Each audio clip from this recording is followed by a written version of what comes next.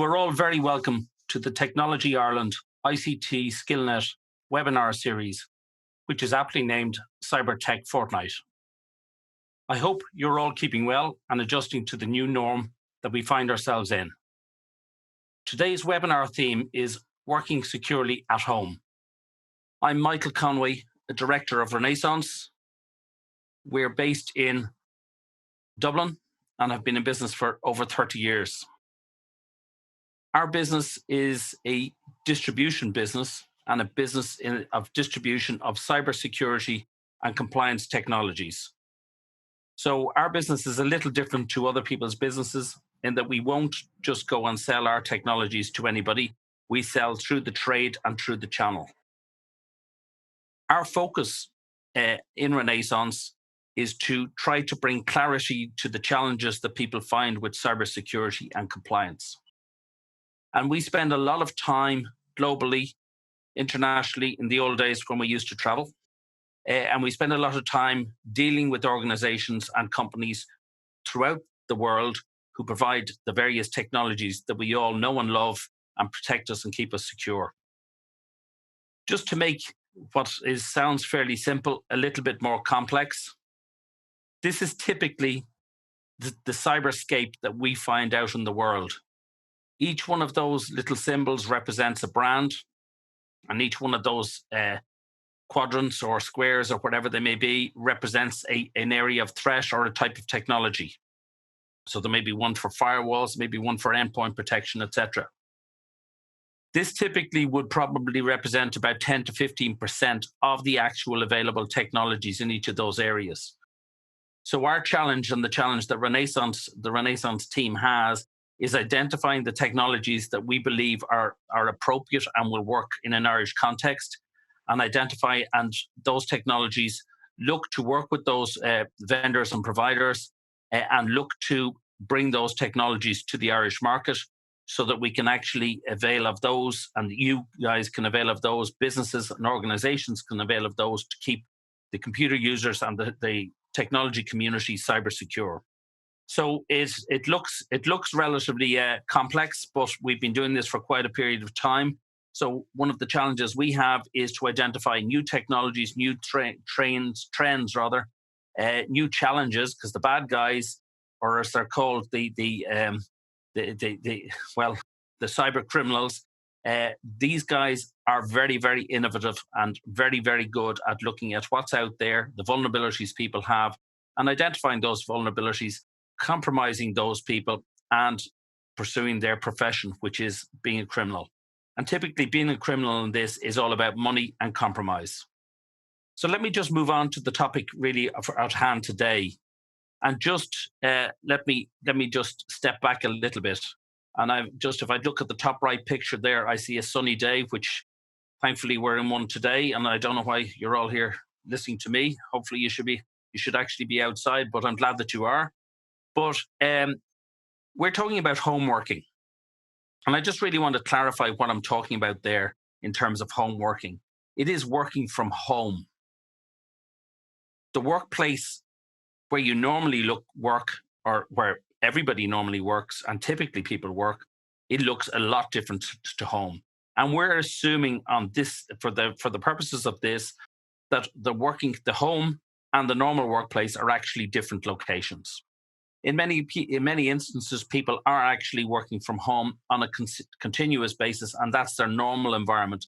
So it's a little bit different in terms of this, but a lot of this is relevant here. So what I'd like to just do is go through and clarify and try to understand or trying to explain to you what I see as the big challenges in terms of home working, and perhaps you've come across some of these as well.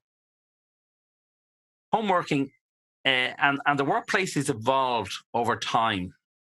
And I just want to step back. The workplace typically has evolved over time around cyber compliance and health and safety, just as an example.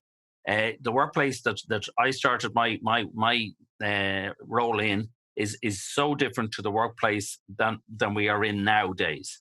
The technologies, the underlying environment, the type of facilities that are available. In fact, the type of facilities that are demanded are very, very different to what they were some years back. And that will continue to evolve. So the workplace has evolved, but one of the things that has happened in the workplace and the evolution of the workplace is that security, compliance, health and safety, as just three examples, they've been key areas of focus. They've been key areas of investment. They've been key areas where organizations have actually spent time to make sure that everything is done right, that they're minimizing the risks, they're minimizing the threats and the challenges to the organization. They're doing things in a compliant manner. They're doing things in a health and safety type manner. Home is not the same as the workplace. And home has a totally different focus. The focus on a home is typically as a home. It's a place to live. It's a place to socialize. It's lots of other different things. So it's a totally different environment and a totally different space. And one of the challenges that we have noticed with a lot of people doing home working is that, yes, there's an amount of interest and attraction, and there's an amount of, I suppose, to some extent, freedom about doing it for a period of time. But it's a different environment. So it's very difficult to keep it the same and to actually have the same controls and the same sort of management in place that you would have expected in an ordinary workplace. So there are two different things keeping the home safe and working safely from the home. So keeping a home safe from a technology point of view and a cyber point of view frequently, I suppose, frequently focuses on the challenges of keeping your domestic appliances. And I mean by domestic appliances, I'm talking about technology appliances, not the cooker and the oven, but I'm talking about the tablets, the phones, the PCs, the smart TVs, etc. Keeping those safe and secure, but also making sure that they don't get compromised by the bad guys. In that, if there's children in the home, that there's age appropriate protections in place, etc. But then working safely from the home is a whole different scenario. So just keeping the home safe as a home is one thing, but actually working safe from the home is a whole different environment, a whole different scenario, and something different to be considered. So let me just, I'll just jump to a diagram here. And I just really want to talk about, at a high level, this will not be an overtly technical presentation, but I just want to be at a high level, the types of things that people look at from a cybersecurity point of view in terms of a workplace and in terms of normal work environments. They look at typically network security. So you're looking at the network to make sure that everything is protected in that from external and internal threats and attacks. They look at malware protection. Now, malware protection used to be we used to talk just in terms of antivirus. Now we're talking about every type of malware. We're talking about all sorts of threats that come down into the environment. And when I say environment, I mean the working environment or the home working environment. Monitoring, we talk about monitoring. And in most commercial organizations, there's monitoring in place. There are policies in place. You may adhere to ISO standards. You may be driven by compliance like PCI. So that means that you have to actually be monitored. The environment has to be monitored. You have to actually be able to take appropriate actions if some event occurs. Incident management, which is if an event occurs, how do you actually manage that incident? How do you understand that the incident has occurred? How do you respond to it? How do you recover from it? And how do you actually go back to business as usual? I'm just going around the circle here, but I'm talking then about managing users' privileges. So people have different access rights, and we often see in a workplace environment there's roles change, responsibilities change, access rights have to change to get access to new systems, to remove access as somebody moves on or leaves a role or a department. Removable media controls, rather. This is about USB sticks and all of these things, and many of you in your workplace will be subject to these sort of controls. Secure configuration is a very significant one. I'll come into all of these in some way, shape, or form, but secure configurations to make sure that the environment is actually secure, the patches have been applied, etc. Home and mobile working is one that should be on everybody's radar in terms of how you actually protect from mobile and home working. But in many people's cases, even if it has been on their radar, it has been on their radar for a small number of people. Rarely has it actually been that people have actually put in place appropriate cybersecurity and controls and management for 100% of their workforce or all of their staff And indeed, it might not even be all of their staff. It might be all of their staff, including contractors and others. And one of the last ones is user education and awareness. And I'll touch on some of these. But these are typically things that you see in a corporate environment. When you talk about them in a domestic or home environment, you don't see a lot of those. So, what have you got in a typical workplace? You have a network connection and it's trusted. So, we're coming back to the network management here. We're saying that actually that network connection is trusted. We know that it's okay, that we know where it starts, we know where it ends, we know what's on it. You have a network connection with only corporate devices attached. So you don't have all sorts of other things. You don't have smart TVs, you don't have domestic appliances, you don't have games consoles. Or in I would say very rarely do you have games consoles. And I would imagine in most workplaces it would be forbidden. Somebody will probably jump up and say there's an exception. There may be, but in the normal, there isn't. You typically will have a firewall. Typically, also, there will be some natural supervision. You will be part of a team. Somebody will be part of a team. So you'll see your colleagues and your peers, and you'll see how they're interacting. You will see how they're working with the device. You will see that, if you look at that the photo to the right hand side there of a typical workspace, you will see the environment of people there. They're sitting down at the desk. There will be people walking around as well. And that will actually give a sort of a natural supervision because you can see what's happening. You can't know everything that's happening, but you can see what's happening. You will typically have workplace device or devices. So they will be business-owned devices or organization-owned. You'll have a corporate antivirus or corporate malware solution. You won't have a piece of freeware. You will typically have corporate patching. So the organization will actually protect the environment and patch the environment on a regular basis. You will have corporate applications. So you'll have business apps, business applications. You'll know those applications. Those applications will be tried and tested and trusted. You will have, you may not need to access the internet at all for your work. You might be working with local applications. You'll also have a key thing is local advice and guidance. So these will be people locally who will be maybe a help desk. They might not be sitting beside you. They might be available on a phone or a screen by email or whatever, but they are available to you. So you will have local advice and guidance. Somebody will help you with something if you have a challenge or otherwise. You will typically in a workplace also have network monitoring. So something that's actually monitoring the environment, making sure the environment is clean or looking at behavior in the environment.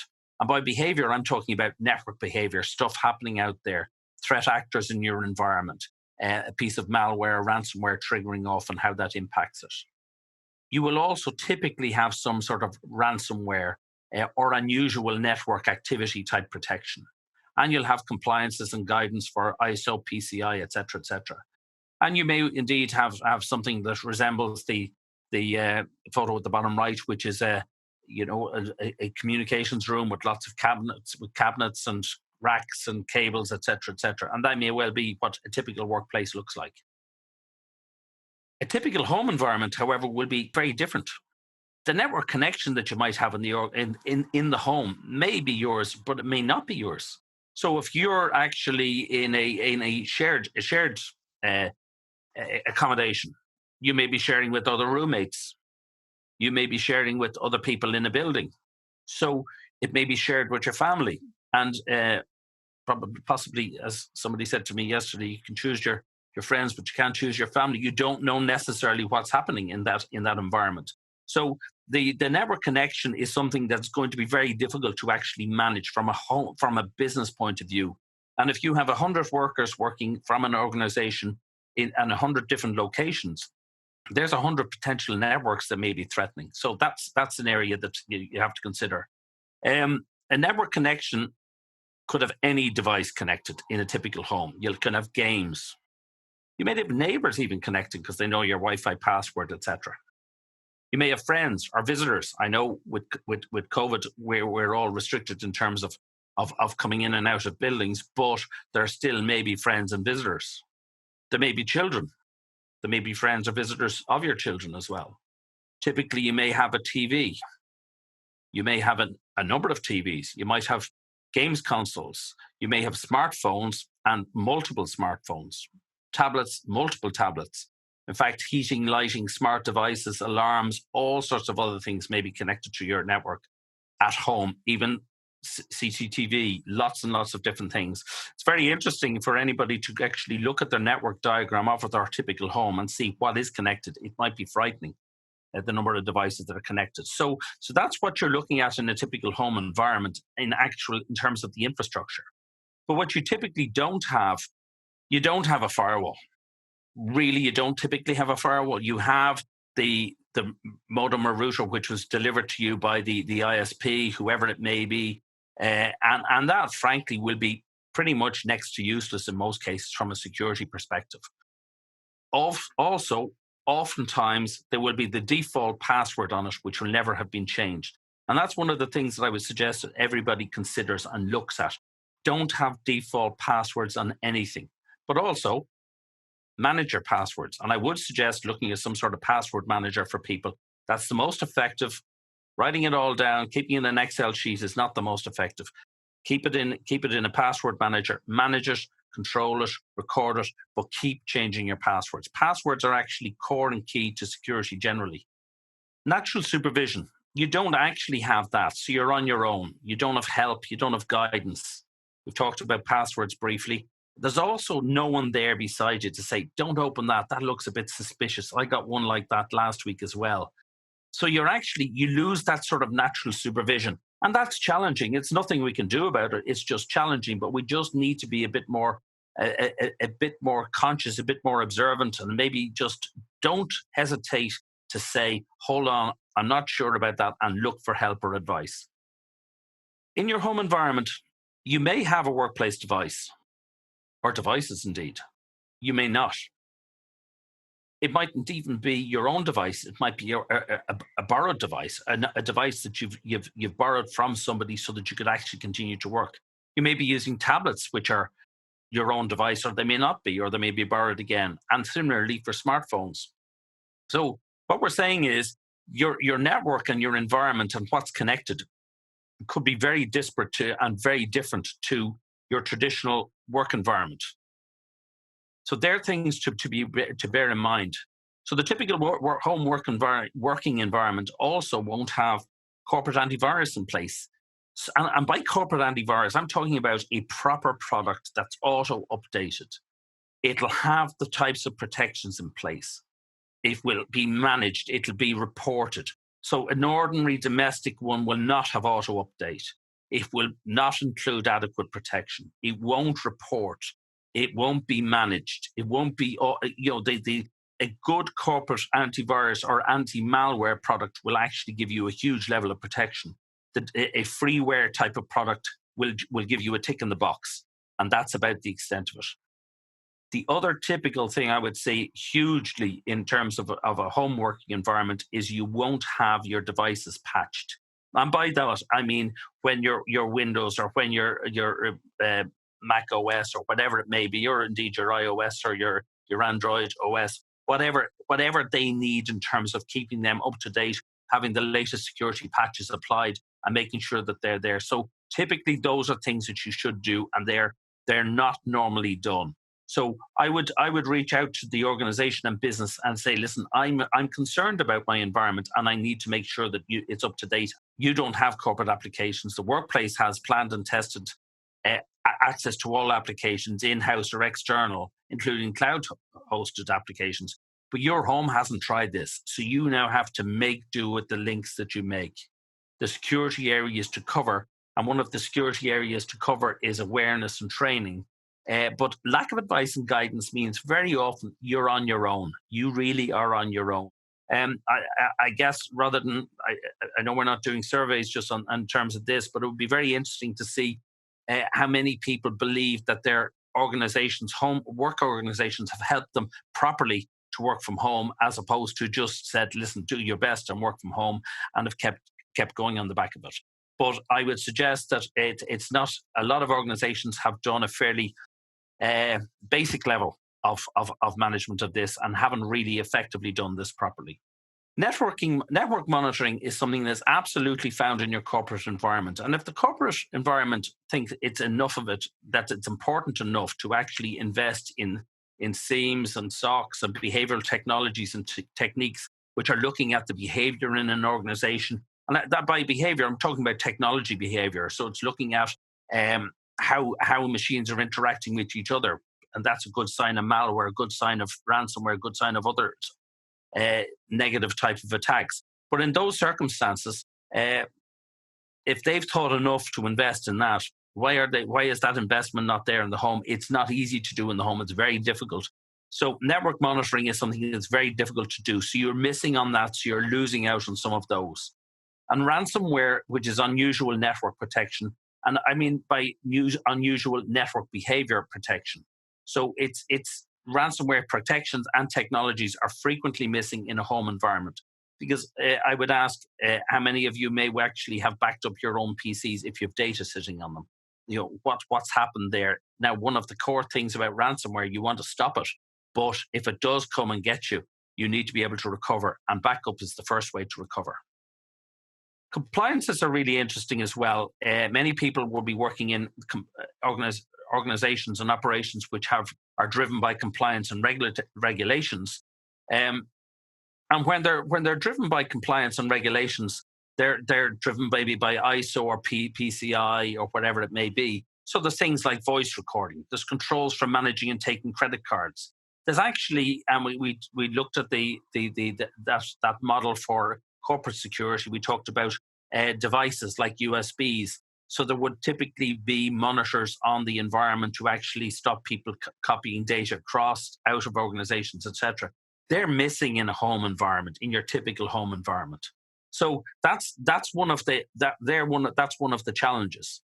And in fairness, I'm not trying to complain. I'm not trying to give out. What's happened is the environment has moved from what was exactly prepared to be in a workplace to being now remote and working from home.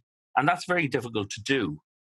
I guess the first thing that everybody tried to do when COVID hit was to actually have a short-term target, was to get people online. The second stage I would suggest is to keep the business going and keep the organization, whatever the business of that organization is there.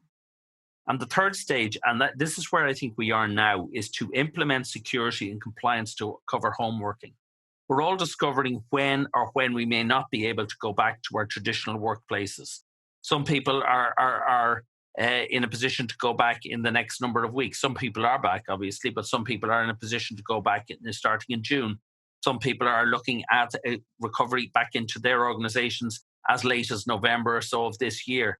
It's a very phased, sort of approach in terms of recovery. So some people are looking at different stages. So it's really important that if this is, unless somebody is going back to their normal workplace, that they actually look to implement security and compliance now at this stage.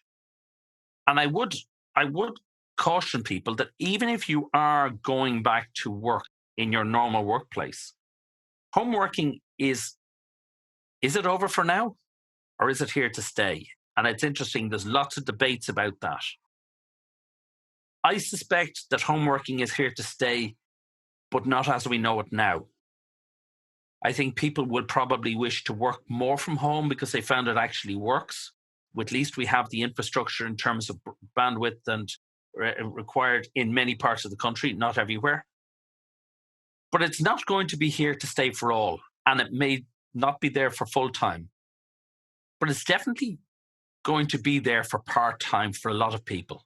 So they might work 1 day a week from home, 2 days a week from home, or whatever. But also, I think there's a really interesting thing that I've noticed in the last number of years, the whole weather alerts, everything else, red weather warnings. We've had more of them than I used to remember. We used to just call it weather. But now we have these. And there is a challenge for employers to bring people back to work or bring people into work in some of those cases and saying, well, listen, if I bring somebody into work, I now have a duty of care. But now we've said, well, listen, you know what? We can actually work remotely from home. So that can be addressed there.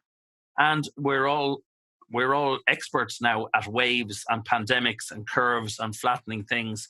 But the likelihood potentially is that there is a second wave pandemic response. I remember when we did continuity plans about 10 years or so ago for the H1N1 pandemic that was threatened at that time. And it was really something that nobody really believed in. But I think people now will believe in it. So home working is it's not over for now. So at the end of the day, even if you're going back, your organization and you need to assist and perhaps even demand and drive to them and say, listen, I need to have in place a good plan. I need to have in place good technologies. I need to have in place a good environment to work securely from home. And that security is for the organization, but it's also protect you. So I would say as basic things, it needs to be a bit of pressure from both directions. But what does a good home working environment look like? And I'm not going to go through all of the bits and pieces because I really highlighted a lot of the challenges and threats, and it's addressing those and looking at those. But the best home working environment is probably something where you have corporately controlled and managed devices. You have a corporately controlled and managed environment. But then, does your organization or your business want to actually pay for your network, or do they want to manage it, or do you want them managing it? Maybe you want them to pay for it, but not manage it. So there are going to be challenges there. Corporately controlled and managed security technologies is probably the most likely outcome of this, to have those in place, that they're deployed. So if you're working to an environment, you're working on corporate business, that you actually have in place the controls that will allow you to run in a secure and safe manner. But how does this get done? It takes commitment. It takes investment. And it typically can take some ownership. But I wouldn't be frightened necessarily, and not just from my perspective as Renaissance, but I wouldn't be frightened in terms of your perspective or even your organization's perspective. It may not be huge investment.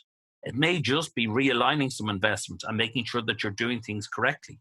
It may be, for instance, that your endpoint protection technologies, your anti-malware technologies, etc., actually allow your employees to have, and the employees of those organizations to have, proper corporate malware protection as part of the license. It may be just about the deployment of that. So there's lots of things can be done.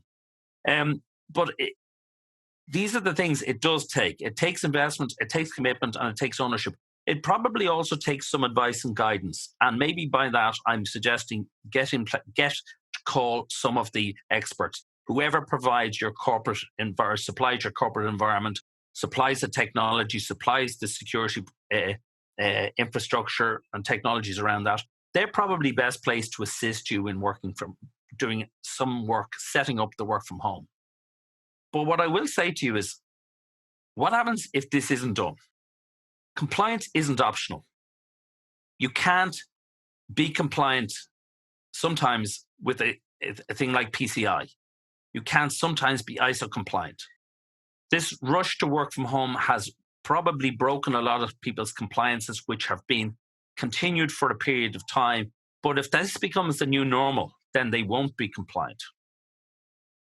Breaches will occur and penalties will arise. At the end of the day, the corporate, the business, the organization, the entity has a responsibility to manage the data and manage and protect that data as best as possible, and to mitigate the risks and minimize those risks. So breaches will occur. And when they occur, you may well be subject to data protection and to the penalties that arise, and they can be quite severe. There is attacks will take place, and recovery and response will be inadequate. One of the things that we've seen, and it's very cynical and it's horrible really in many respects, is the amount of COVID-19 type of attacks, phish attacks. They're gone up hugely. It's 40 to 50% more phishing type attacks are happening at this point. So the attacks are more regular than they would typically been. And for that reason, it's not, and this is an old adage in the cyber area, it's not if, but when you get attacked and compromised. So there is no such thing as 100% protection. What you've got to do is put in place layers of protection which will allow you to minimize the chance of something happening. And if it does happen, you have the backups, etc., to recover.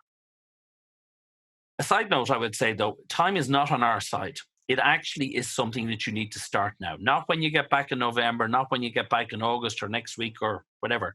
It's something that conversation needs to take place now, and it needs to be kicked off. Thank you for listening.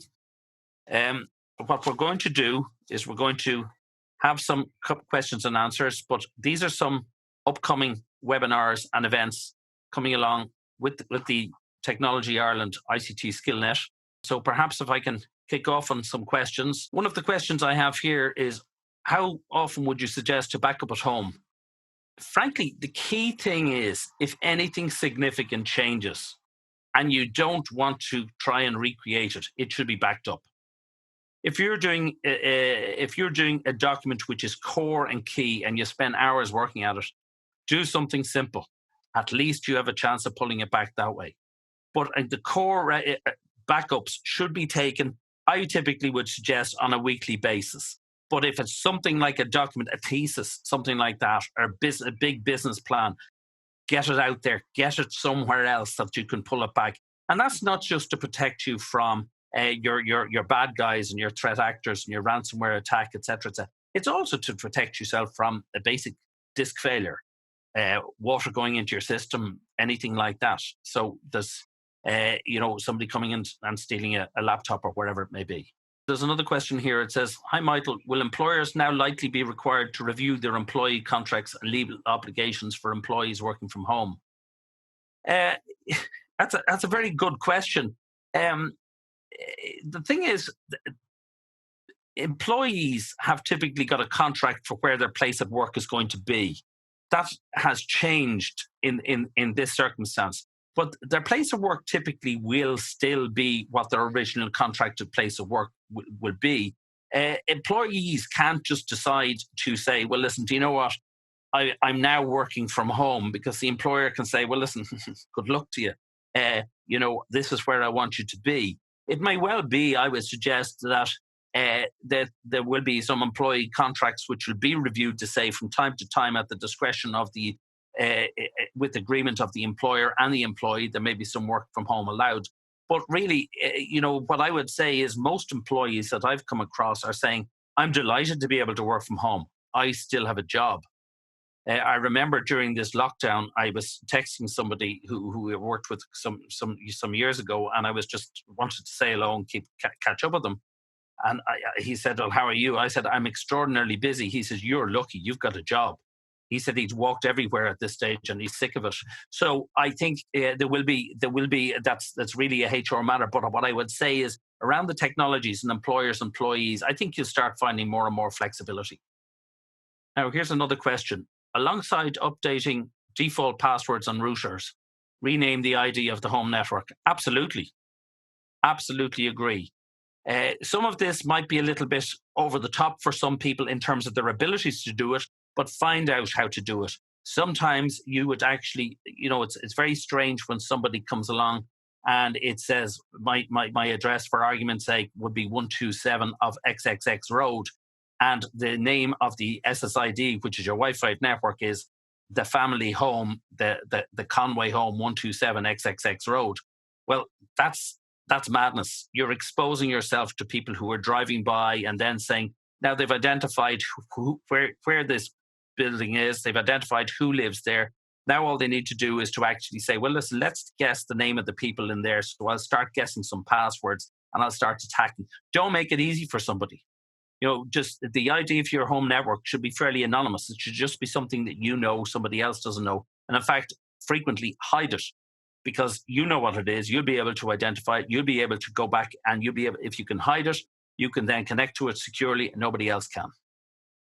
In terms of working from home, here's another question. You mentioned compliance. Do you think companies will invest in data protection software for GDPR working from home for collaboration? It depends, frankly, I would suggest. I think that data protection and GDPR still matter when you're working from home. GDPR is not something that working from home abdicates you from a responsibility for. People will always make allowances when something is urgent or an emergency. But you know what? This is week 10 for me working from home. When is normal and when is abnormal normal? And that's a question I'd often ask people. When is abnormal normal? Well, actually, what would be abnormal now would be to work in an office. So this is now the normal.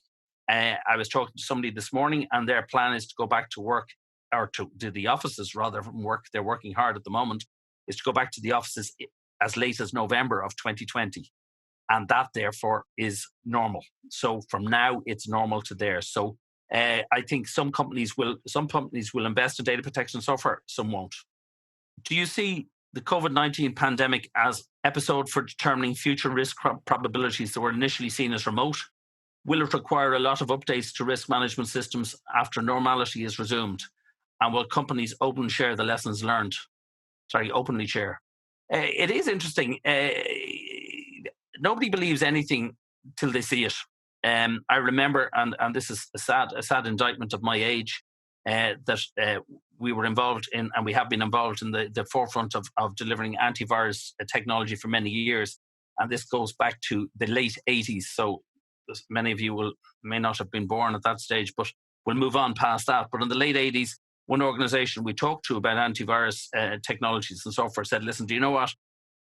It'll never happen. Thank you very much. Very interesting. And this is somebody we've done a lot of business with on other areas, and very interesting, very happy, but it's just never going to happen. And when I talked to them, in fact, I didn't talk to them. A couple of months later, I got a phone call at home because we didn't have mobiles in those days. We're lucky to have phones. I got a phone call from this man at home at about 6:00 one evening, and he said, I didn't believe you, but I do now. We have a problem. So the environments change, technologies change, hard learning changes based on hard cases and hard experiences. I think one of the things that we're lucky, if there is such a thing with this pandemic, we're lucky that it's happened now. We're probably well positioned. And we've been working at this for some time, but technology has allowed and enabled us to be well positioned to recover. So I think there will be some attitude and views about risk management. Will companies openly share the lessons learned? I think you'll see quite a lot of lessons learned and stories told. Some will be great successes and some will be poor, abject failures, but that's the norm. There's another question coming in, but one of the things I just want to mention as well is ICT Skillnet has gained affiliation to the Cisco Network Academy, and they can now provide free access to a portal of cyber and networking utilities that are self-paced, self-learn, and online. So those links will be forwarded on, and that may actually be very useful to help people in terms of advice and guidance and just becoming more cyber aware. Because I think one of the things, we're all experts on pandemic, and hopefully we'll all be a little bit more expert on cyber. But let me just come to another couple of questions coming through here. Are you seeing signs that multinational companies will want to audit companies' employees working from home arrangements where they handle their data? In the past, clients would have asked for the right to audit any employee working from home, but it might become a bigger concern. I think that's a really interesting one, because what we're actually seeing, I think, in many cases, there are people out there who have said, do you know what? I just want to make sure my employee is working from home. I don't want to ask too many questions just yet. But I think that's what I'm saying. The stage we're at now, they need to ask questions. They need to manage security and compliance. They need to actually put in place the right procedures, because this comes back to what's normal and what's not normal. It's now normal to be working from home, and it's now normal for Michael Conway to be working from home. I don't particularly enjoy this normality, and I don't want it forever, but it is now normal.